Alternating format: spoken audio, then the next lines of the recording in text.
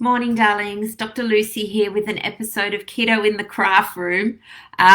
Look, you can see the sun's coming in, and it's the most glorious day in Melbourne. It's a little chilly, and I'm a little late this morning, not because I wasn't up, because, I'm now a morning person, but I was, I had my headphones in, and I was cleaning the kitchen, and I was in the groove, and I was doing a bit of dancing, and suddenly I look and I go, oh, 20 past 8. Haven't brushed my hair. Better get going and get on for Keto in the Car / car craft room.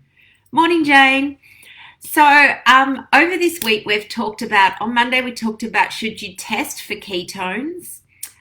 Then Tuesday I talked about, well, if you're going to do any data point marking, what are you doing with that data? What is it going to do for you? Then Wednesday, we talked about tooting your trumpet and how you have to acknowledge success and practice being successful if you want to be successful. Now, today's talk is a little bit outside my genius zone. And so, in fact, I'm not going to bang on too long about it because the genius in our team on this area is Dr. Mary. Now, I know for a lot of you, you see a lot of me, and I am the mouth of the South. But Mary, oh my God, as I've said to you, she is so clever. Way smarter than me. But anyway, we're talking today about something called epigenetics. So what that is, we have our genes in our body, and sometimes people think, right, well, you've got your genes, that's it.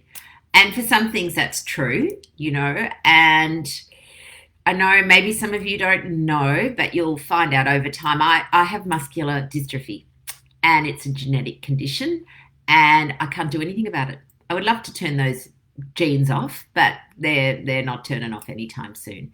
But for a lot of our things for health and wellness, it's all about the gene expression, which means it's not as simple as just you've got a gene, it's there, you can't do anything about it.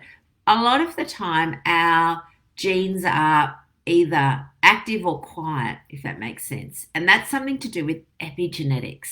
And we can actually help that. So epigenetics is all about the things that affect our genes, if that makes sense.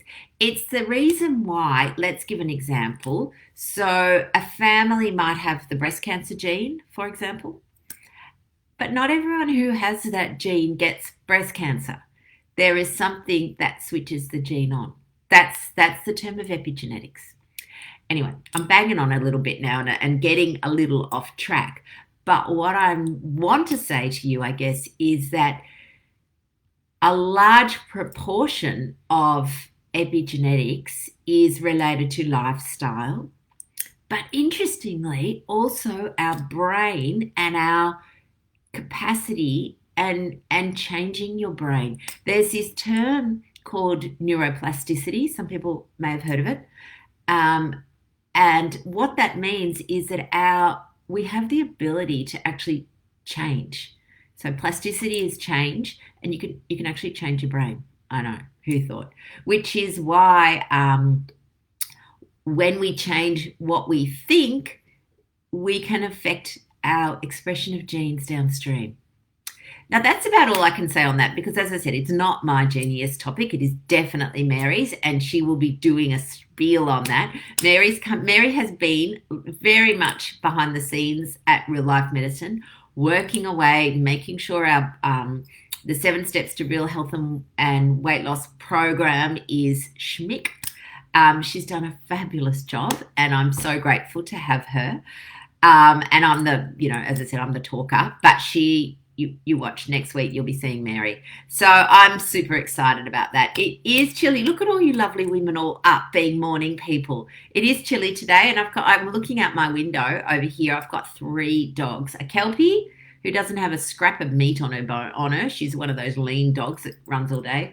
And we've got 2 fluffies who are not very fluffy because they went and got their hair cut. Poor things. They've got jackets on, but instead of being big fluff balls, they've turned into little kind of rat dogs and sitting there shivering. So I will go and let them in a minute. So today, I guess what I want to do is just alert you to the fact that your thoughts can change your gene expression. So when you hear that, I mean, it's so empowering. And changing your thoughts, much like changing your identity, takes practice and time, but is ultimately doable. So just keep that in mind whenever you hear yourself negative thoughts, berating thoughts, resentment even. There's a whole science behind all of that. And we're going to be going into it. As I said, with my ladies in the inner circle, and I know a lot of you are watching this morning, next month's topic, such a super doozy. I can't wait. It's called Getting Comfortable with Being Uncomfortable. And we do a deep dive into why that's actually good for your health. And interestingly, good for your weight loss. Remember, at Real Life Medicine, we love talking about weight loss, but weight loss for health. It's not about beauty. It's not about fashion parades. It's not about, losing the last 2 kilos so I don't know, because that's a number you've decided. It's about reclaiming your health so that you feel better, that you age well, free of chronic disease, so that you can live your life just like we do. All right, lovelies, that's me rambling on. Goodbye. I've got to go and, finish the kitchen and then get to work. So see you soon. Bye, sweets. Mwah, mwah.